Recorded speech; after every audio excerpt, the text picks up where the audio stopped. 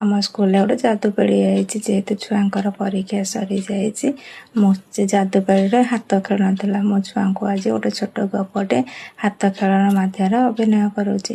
ଗପଟିର ନାଁ ଥିଲା କୁମ୍ଭୀର ଓ ମାଙ୍କଡ଼। ଏକ ଘଞ୍ଚ ଜଙ୍ଗଲରେ ଗୋଟିଏ ପୋଖରୀ ଥିଲା। ସେ ପୋଖରୀରେ ଗୋଟେ ବୁଢ଼ା କୁମ୍ଭୀର ରହୁଥିଲା।